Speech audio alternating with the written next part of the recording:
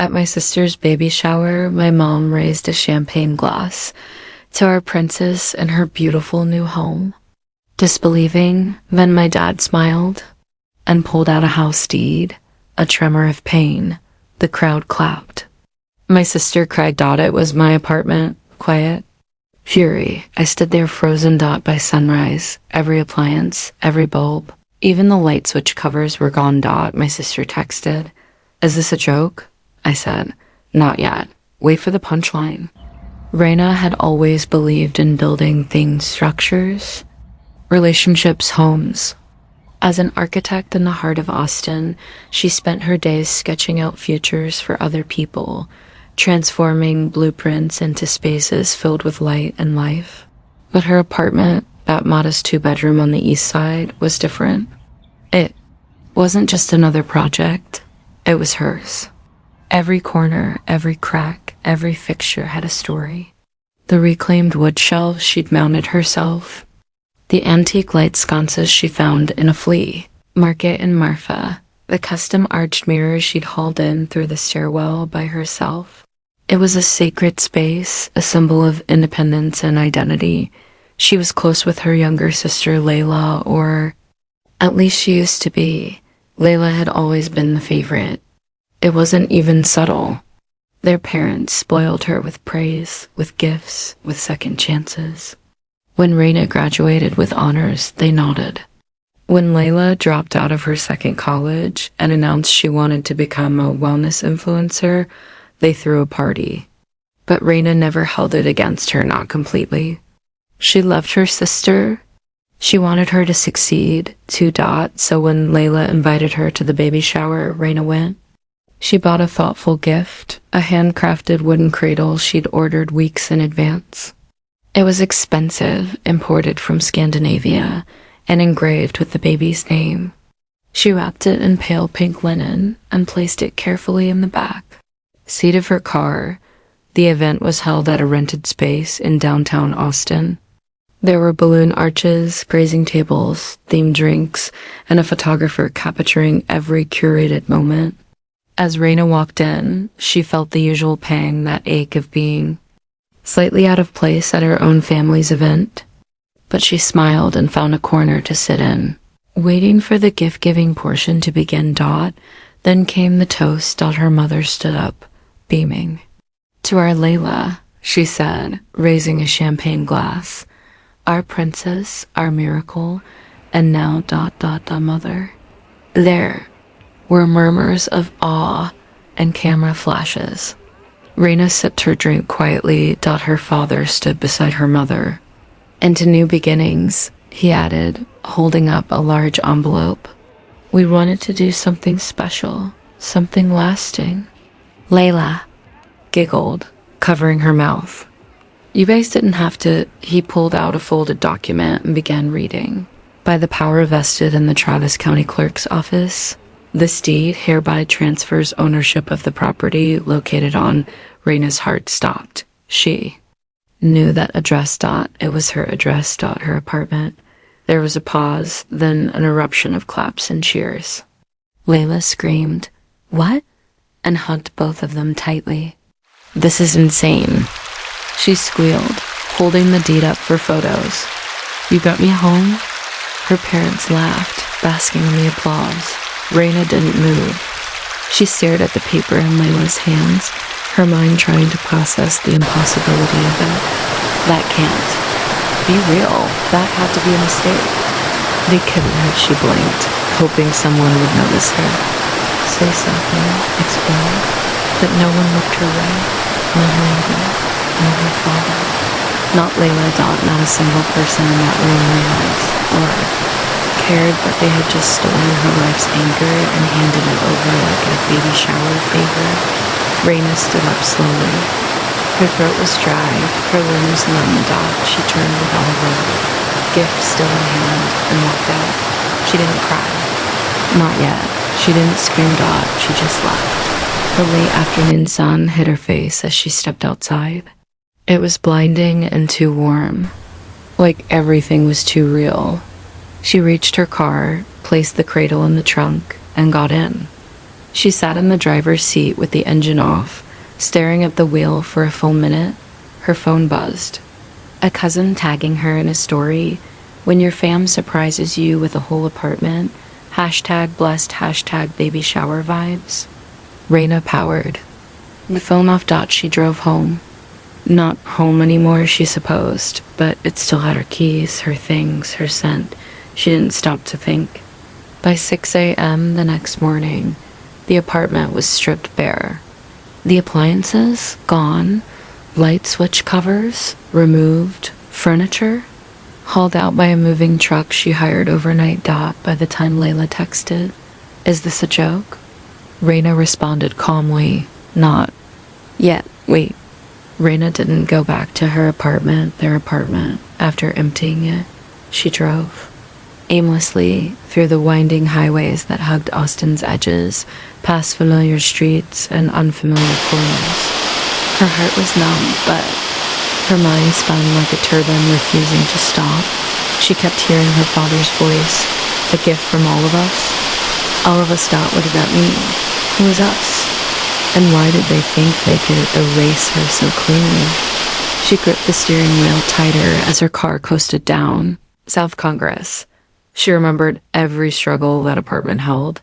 The time the AC broke in the summer and she couldn't afford a technician, so she spent 3 nights sleeping in a soaked tank top on the tile floor. The time she stayed up till 3 a.m. finalizing a design proposal on that flimsy IKEA coffee table. The time she framed her first project check and hung it above the entryway light. Everything in that place had been a part of her. And they handed it to Layla like a party favor. She pulled into a gas station and parked. The silence in the car was suffocating.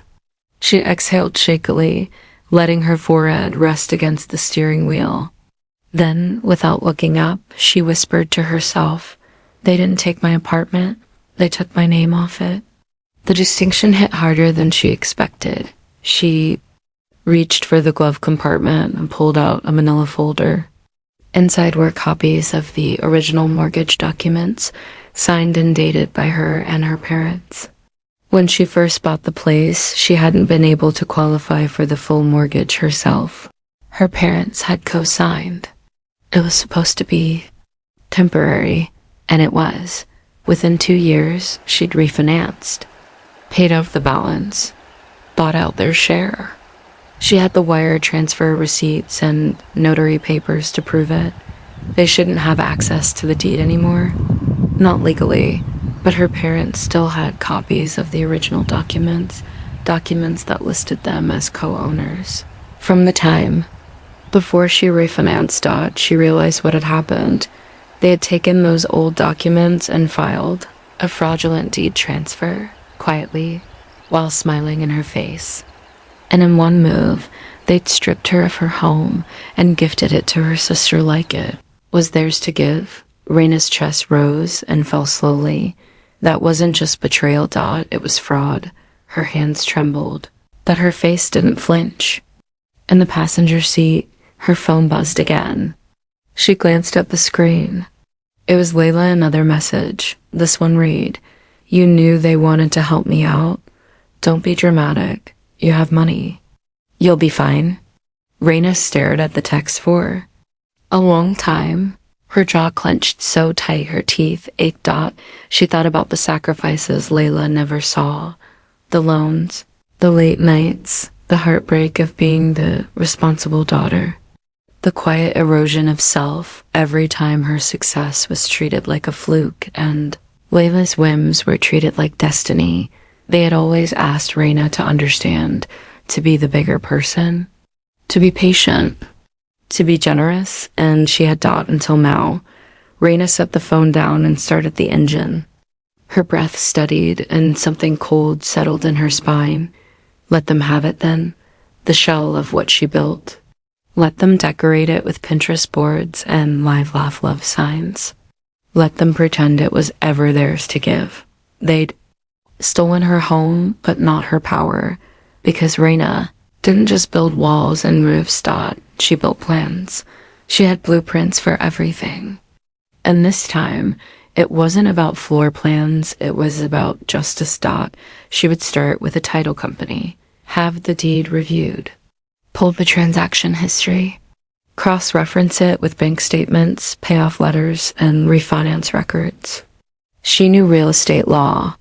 Her industry required it. She could already imagine the paper trail forming like bricks, clicking into place. And when the time came, she would take it to court. Not for the apartment. No, she didn't want it. Back. She wanted the truth documented, publicly, permanently. She wanted them to see what it felt like to have something beautiful and secure suddenly ripped away without warning, and she wanted to smile through it. Just like they had thought as she pulled onto the freeway, the sun dipped below the horizon, casting the city in a soft amber glow.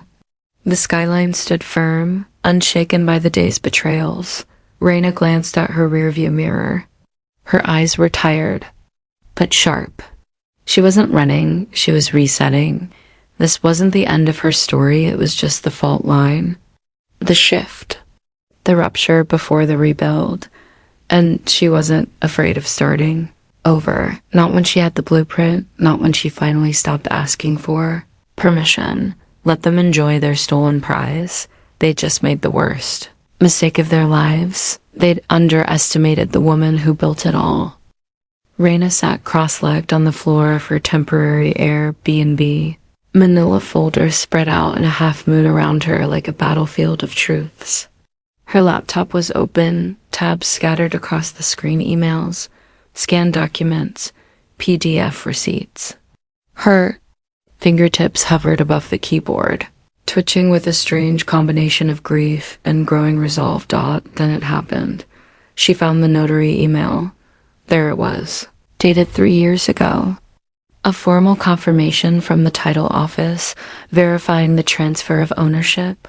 Her parents had officially relinquished their names from the deed. She had wired them the funds, taken over the mortgage, and finalized everything with signatures and seals. Her breath caught. There it is. Her heart began to race, not with panic this time, but with clarity. She wasn't crazy. They had no legal right. None. She clicked open another folder. Receipts. Thousands of dollars worth. Custom couch. Vintage dining table. Pendant lights. Her modular bookshelf. That wall-mounted bike rack she designed herself.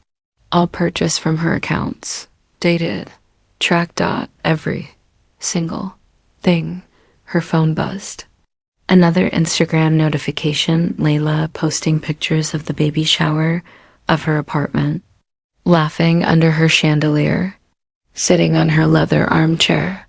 Like a queen, Raina didn't open it. Instead, she reached for her phone and called Nina, an old friend from architecture school who now specialized in property law.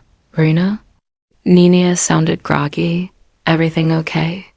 Raina's voice was calm, but her words were knives. I need you to look at something. It's urgent. My parents filed a new deed on my apartment, but I have a notarized release from 3 years ago. They used an outdated cosign document. Nina paused. Then that sounds like fraud. Exactly, Raina whispered. After a beat, Nina asked, do you want to press charges? Raina exhaled slowly. I don't want the apartment. Then, what do you want? Raina looked around the small Airbnb. The plain walls, the empty shelves. Then she looked inward. At what they had done. At what they thought they'd gotten away with.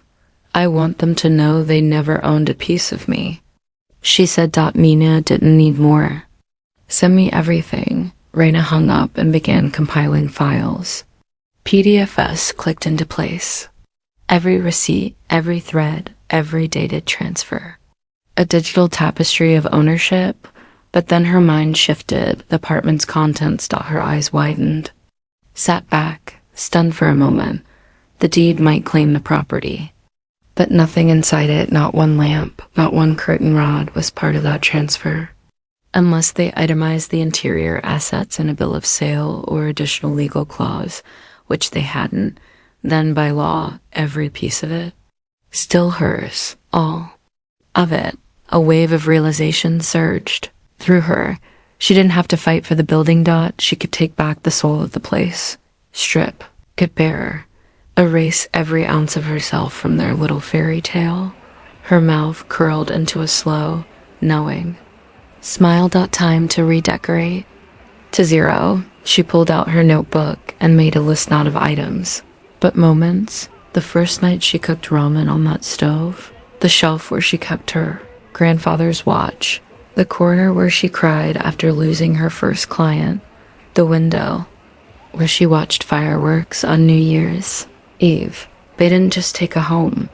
They tried to erase her history. So she'd return. Not with rage. Not with lawyers. Yet, she'd walk in like a whisper and leave the place empty, like the love that used to fill their family. They wanted the apartment? Fine, let them keep the empty shell. Let them feel the cold echo of nothing. Raina didn't speak much that evening. She didn't need to.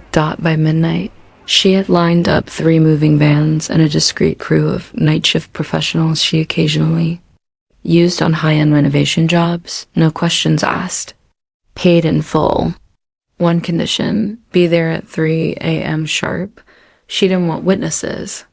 No neighbors, no family, no gossip. This wasn't a rage-fueled act. It was precise, surgical. At 2:45 a.m.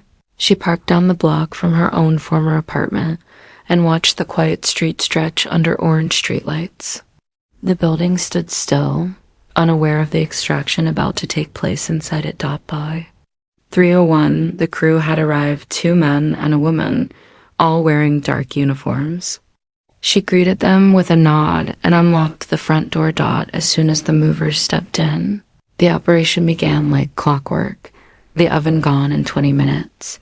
The refrigerator unplugged, wrapped, wheeled out. The dishwasher disconnected, lifted. With care, loaded. Curtains, rugs, sheets, blankets, folded, rolled, bagged. Even the throw pillows from the reading nook vanished into cartons. Raina moved with them, unscrewing light bulbs as they went. Every fixture she'd bought, vintage sconces, Edison bulbs, pendant lamps, was carefully removed and labeled. The living room darkened slowly, like a stage closing after a performance. The couch stayed, but not the cushions. She zipped them out of their covers and bagged them separately, leaving only the bare frame. The bed, dismantled. The mattress, hauled out like a body. In the kitchen, she opened every cabinet. She didn't just take the dishes and cookware, she took the cabinet handles too. Every drawer and door was left with small, empty holes where knobs used to be. Like eyes hollowed out, the bathroom was next, the mirror hers. The shower curtain gone. Even the towel rods were unscrewed and wrapped in cloth. She stared at the toilet for a second, then smiled. She left the toilet paper roll, half-used, torn unevenly, then pulled a new one pink. Sticky note from her bag and wrote carefully in black ink. Not a joke. Yeah. She stuck it right on the wall next to the roll. It wasn't about pettiness. It was about precision. Let them feel the empty air when they reached for warmth. Let them wonder why even the small things were gone. Let them see the truth. The apartment wasn't theirs. It never was. At 5:42 a.m. The apartment echoed. The soft hum of life appliances, textiles, lighting was gone. The hardwood floors were bare. The walls, once glowing in soft lamplight, were gray and distant. It felt like an unfinished painting. A body without a soul. Raina did one last sweep, checked the drawers, turned off the circuit breaker, and then she walked to the kitchen counter where, just days ago, her father had stood with a fraudulent deed in hand. She placed the apartment key inside a wine glass, the same one they'd toasted Layla with. It clinked gently against the glass walls, like a single chime in a hollow cathedral. She stepped back. She didn't say anything clever, didn't leave a dramatic note, just that single pink sticky in the bathroom and a cold apartment filled with absence. She locked the door behind her, turned the knob once, and walked away. Outside, the sun had started to rise. She felt it on her face, the light soft and pink. Her phone vibrated in her pocket, probably another giddy text from Layla or a post tagged with hashtag home goals. Raina didn't check it. She walked calmly to her car, slid behind the wheel, and drove off. Let them enter their gift and discover the silence. Let them stand inside walls that once held her dreams, and now held nothing. She didn't need revenge. She'd already taken everything that mattered. By the time the sun stretched across the skyline and lit the windows of Austin's East Side, the damage, or rather, the justice had already taken shape. Raina had barely finished her first cup of coffee when her phone buzzed. A message from Layla. Is this a joke? No greeting. No apology. Just a confused text with a tinge of entitlement, as if someone had taken away her property instead of the other way around. Raina smiled, slow and bitter, then typed, not yet, but wait for the punchline. She didn't expect a reply.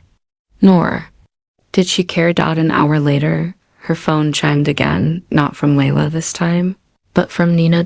Her lawyer friend had moved fast. A formal cease and desist had already been filed. It was backed with documentation, ownership records, bank receipts, the notarized release from her parents, and the unlawful transfer that had attempted to overwrite her deed. It was clean, cold, final. The apartment was hers, not just emotionally, but legally unshakably so. Fraud was a serious matter. And with Raina's documentation airtight, the law was no longer just on her side. It was about to work in her favor. Attached to Nina's email were 2 PDFs. 1. An official eviction notice directed at Layla. 2. A fraud investigation notification.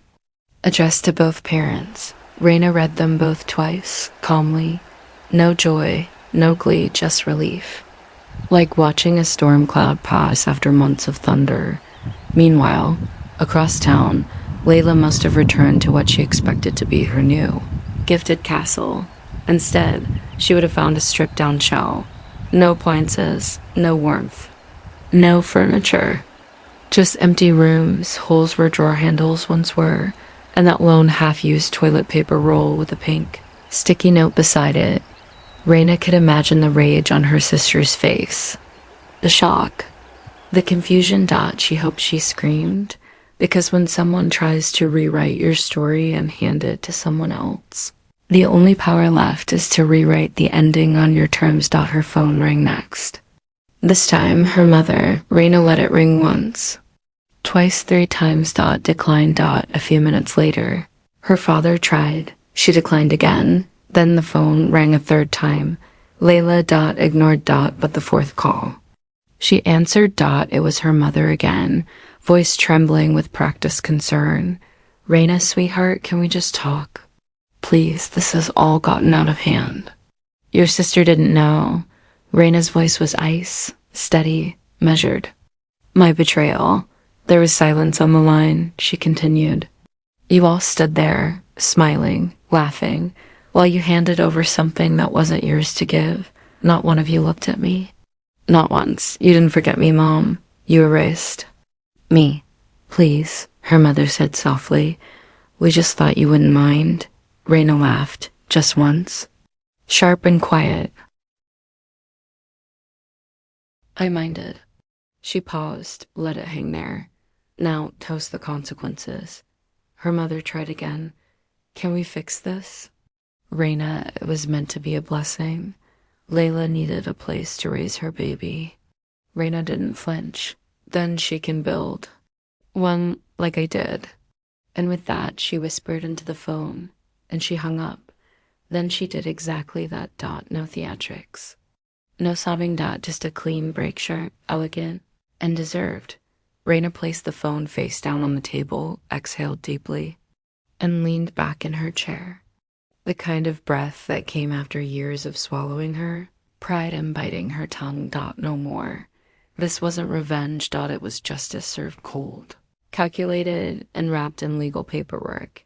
They had underestimated her silence, mistook her grace for weakness. Now they knew the truth. She wasn't the forgotten Daughter dot, she was the one with the final word. Raina didn't go on social media rants. She didn't post cryptic quotes or tag anyone in bitter stories. She didn't need to. What needed to be said had already been done. The apartment, once a canvas of betrayal, became hers again in the quietest, most powerful way, through reclamation. With the legal dust settled and the eviction finalized, she returned to the space not with anger, but with purpose. She didn't try to make it what it used to be. Instead, she redesigned it, again, with this. Time for letting go. Gone were the sentimental corners. She knocked out a wall and replaced it with glass. She painted the bedroom charcoal and placed a sculptural lamp in the middle of the floor. No reason, just because she could. She added brass details, bold textures, and warm wood pieces that spoke to who she was now, not who she had to be for them. It became her final project in the space. A goodbye letter written in tile and fabric. 3 months later, she sold it for double. The new buyer called it visionary. Raina called it closure. The sale closed in under a week, and the check. She didn't spend it on a vacation or a car or anything flashy. She used it to fund her dream, a boutique design firm of her own, not under anyone else's name, not someone else's legacy. Just hers. Studio Ray, minimalist in branding, maximalist. In Seoul. It started with 2 interns and 1 big table and a shared workspace. Now, 3 months in, and already signing contracts with local restaurants and cafes, designing spaces filled with color, intention, and clarity. No barred approval. No false toast. Just pure creation. Her parents tried to reach out twice. A birthday card with no return address. An email from a new account, subject line, family should stick together. She didn't reply. Layla had gone quiet. No more posts in the apartment. No baby pictures with the wine glass key. No chirpy texts. Raina didn't know if her sister had ever understood what really happened, or if she chose not to. And truthfully, Raina didn't care anymore. Her energy was no longer a family offering. It was a foundation. Her mornings were filled with coffee and sketches, her nights with laughter and friends who saw her. She got a dog, a golden mutt named Copper, who followed her from room to room like a little sunbeam. The apartment had been a loss, yes, but it was also a rebirth. Sometimes you have to lose the space that raised you to create the one that becomes you. There were quiet moments, of course. Moments when a song would come on, or she'd walk past a bakery that smelled like childhood, and for a second the ache would return, but it no longer rooted her. It passed like a breeze through open windows. She'd let go of the need to prove herself, of the urge to please, of the pain of being invisible in her own story, because now she was writing her own narrative, one project, one client, one day at a time, and it was beautiful, not in a glossy, Instagrammable way, but in a real, solid, earned way. Sometimes the best revenge isn't loud or cruel. It's not about taking things back or making them pay. Sometimes the best revenge is silence. It's the steady hum of a new beginning. It's the freedom of choosing your own path without needing applause. It's living life so whole that even the people who once tried to tear it apart can't recognize who you've become. Raina smiled as she locked the doors to her new studio one night, the city lights twinkling behind her. She walked toward her car, keys swinging in her hand. Alone, free, empowered. Exactly how she was always meant to be.